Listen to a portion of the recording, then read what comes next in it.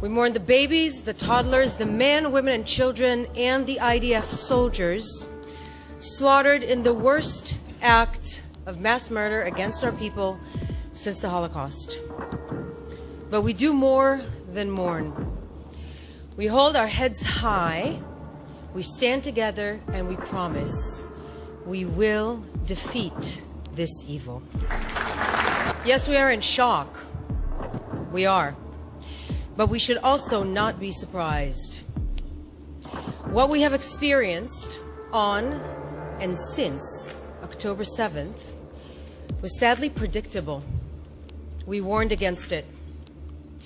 There were two elements coming together in the horrific perfect storm of October 7th. The first is the danger of radical Islam, or more accurately, the radical Islamic Nazism that is constantly lurking at Israel's border.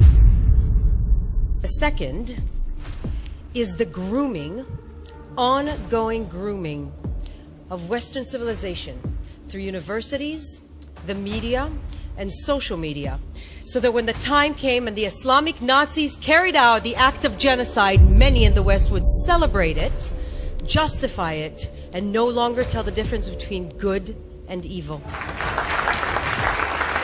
We warned you.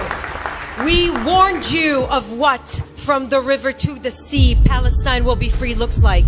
We warned you of the dangers of that slogan being used for likes and shares and celebrity virtue signaling on TikTok and Instagram. On October 7th, Hamas showed us what from the river to the sea really means. It means itbach el Yahud, slaughter the Jews. Nothing's new under the sun. We've seen it for over 3,500 years of Jewish experience, lived experience. It's the generational trauma that we carry in our bones. That is our Jewish privilege. We warned that this disproportionate obsession with Israel, this dehumanization of Israelis, of Zionists, of the IDF was nothing but the oldest hatred with new words, and we warned where it would lead, and we are devastated to be proven right. This evil, this radical Islamic Nazism lurking on our borders has been waiting for the chance to exterminate our Jewish democratic nation state. It looked the future in the eye. It saw a possibility of Israel at peace with the region, and it didn't embrace it. It set out to exterminate it before it was even born. But we have news for you. When we say never again, we mean it. When you tell us that you want to kill us, we believe you. And when you set out to do it in the most horrific of ways, we will defeat you.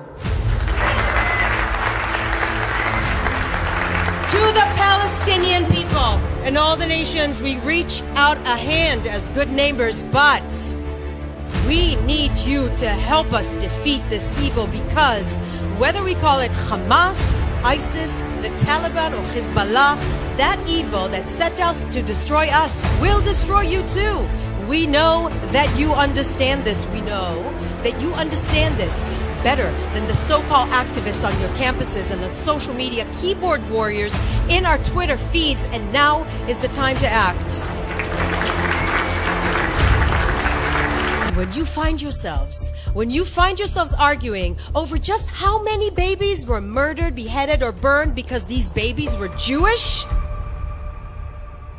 just as one person puts it, ask yourselves why your Jewish quarters are empty. What happened in Kibbutz Be'eri and Kibbutz Nir Oz at the Supernova Music Festival was so sadistic, so barbaric and brutal that the word terrorism is too good to describe it. But if you can't even call it that, if you hide behind words like militants, it's complicated. Well, but the occupation, resistance, or decolonization, if you can't unequivocally condemn rape, beheading, or torture of innocent and the kidnapping of grandmothers, some Holocaust survivors from their sick beds, then you are witless pawns in a propaganda machine you don't even know you're being played by.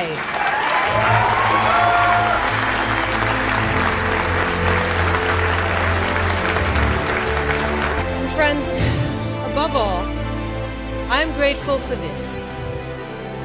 In the generations to come, the Jewish people will still live, love and thrive, and reach our hand to the world.